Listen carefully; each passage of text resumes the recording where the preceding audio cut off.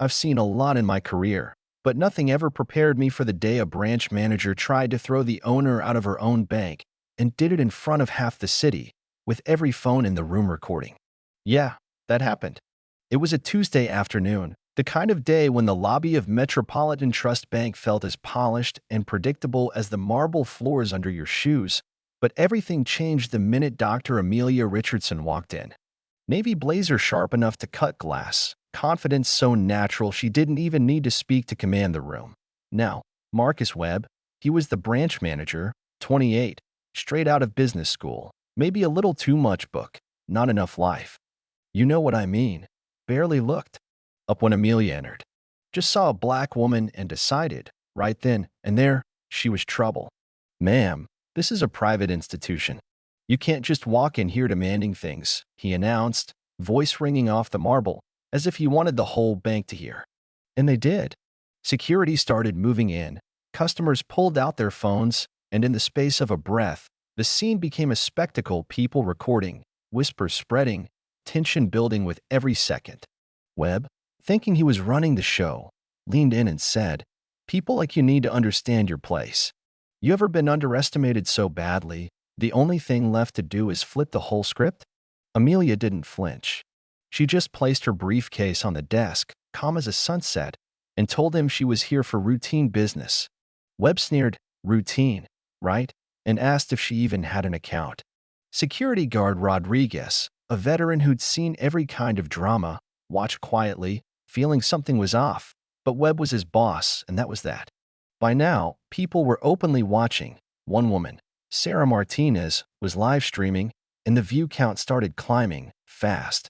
Webb got louder, trying to take control. "Ma'am, I'm going to need you to calm down before this escalates." Amelia didn't raise her voice once, just pointed out his aggression. That's when Lisa Chin, assistant manager, entered the fray. Lisa worked hard to get where she was, started as a teller, earned her stripes. But she took one look at Amelia and her gut said something didn't add up. But Webb was her boss, so she played along, asking if there was a problem. "This woman claims she has business with us." "No appointment, no documentation," Webb said, waving off any doubt. Amelia reached into her bag, her movements so smooth you'd think she had all day, flashed a platinum Amex for a split second, then tucked it away. Nobody caught it, not really. Webb was too busy declaring she had to leave, or he'd call the real police. Phones caught every word. By then, Sarah's stream had thousands watching, and the chat was blowing up, people calling out the discrimination clear as day. Webb pushed harder, told Rodriguez to remove Amelia. Rodriguez hesitated. She hadn't done anything wrong, but orders were orders.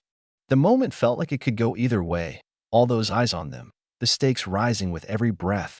And then, right as the tension hit its peak, Amelia pulled out her phone, dialed a single number, and in a voice so calm it chilled the air, said, "James, code 7, Metropolitan Trust Downtown Branch," immediately. She hung up after 15 seconds. Webb tried to laugh it off. "Who'd you call? Your lawyer?" But you could feel his confidence start to crack. Then came the twist. The whole energy shifted as Lisa's tablet pinged. Emergency message from the regional VP, James Morrison, saying he was en route. Don't escalate.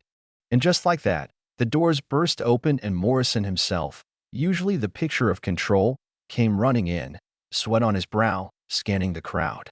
He spotted Amelia and his face turned from confusion to pure dread.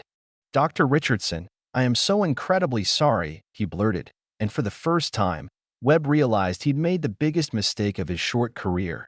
Lisa Chin checked the corporate directory. Her hands were shaking as she read aloud. Dr. Amelia Richardson, founder and CEO, board chair, majority shareholder. The woman Webb had been trying to eject? She owned the bank. There was dead silence. Amelia told Webb there was a board meeting in 2 minutes and suggested he attend. She swept past him, grace under pressure, the crowd parting for her like she was royalty. Sarah's live stream kept rolling, viewers skyrocketing, everyone watching a career come crashing down, live. Upstairs, the board was already gathering when Morrison, Amelia, Webb, and Lisa entered. The chairman, Robert Sterling, knew something was up the moment he saw their faces. Amelia played the live stream footage for the whole board, Webb's voice filling the room. his prejudice naked for everyone to see. The board watched in horror as they realized what had played out below, their own institution exposed before the world. When the video ended, Amelia turned to Webb and asked, point blank, if he understood what he'd done. Webb tried to explain, said he didn't recognize her, but she pressed. So you treat people differently based on who they are, not on basic respect? There was nowhere for him to hide.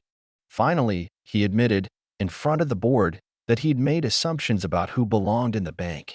Dr. Patricia Williams, the only other black member of the board, didn't let him off the hook. Are you saying you made those assumptions based on race? Webb couldn't answer. His silence spoke volumes. Amelia didn't want retribution, she wanted change. She laid out a new policy: mandatory bias training, monthly audits, customer interaction monitoring, zero tolerance for discrimination. The board approved every measure, knowing there was no going back. Webb was given a choice: resign with severance or be fired with costs. He resigned on the spot, a broken man, his career over. Lee Sitchin, who'd hesitated but hadn't enabled Webb, was put on probation with bias training, a chance to learn and grow. The changes were swift and public. The story hit national news, went viral, the hashtags #BankingWhileBlack and #AmeliaProtocol trending within hours. Competitor banks took notice. Some even began reaching out for Amelia's policy model. Within 6 weeks, new posters, digital monitors, badges reading "Respect for All," monthly reports, and real accountability had become the norm. Maria Gonzalez, a seasoned manager known for fairness, took over Webb's role and the branch became a model for inclusion and customer respect. Complaints dropped, satisfaction soared, and the bank's reputation turned around.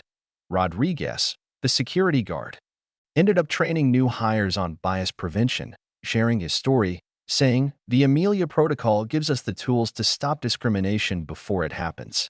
Staff took pride in the transformation. Anonymous reporting gave people the courage to speak up, and Amelia's vision of real institutional change became reality. Customer retention jumped, minority business accounts surged. And even the local NAACP publicly endorsed the bank's reforms. Webb, meanwhile, faded out, landing at a credit union in another state, his past following him in every search result. Lisa Chin became the bank's regional diversity officer, inspired by the lessons she'd learned and determined never to make the same mistakes again. Amelia's reforms swept the industry, adopted by 17 other banks, and she found herself advising regulators, business schools, and community leaders on how to make sure what happened in that lobby would never happen again. A year later, the lobby was filled with laughter and hope, not humiliation. Maria Gonzalez reporting record-high customer satisfaction. Sarah Martinez now consulting for community outreach. Rodriguez teaching bias prevention statewide. Even Webb, after months of soul-searching, wrote an article on the dangers of unconscious bias, owning his failure, hoping others might learn. So, you tell me, when was the last time you saw someone turn public humiliation into real, lasting change? Have you ever been underestimated or mistreated because of who you are? Drop your story in the comments. Let's talk about what real justice and dignity mean, and why it's up to all of us to make sure respect isn't just a policy, but the way we live every single day. If this story moved you, share it, subscribe, and be part of a community committed to turning adversity into action, because sometimes the best revenge is turning a wrong into a revolution.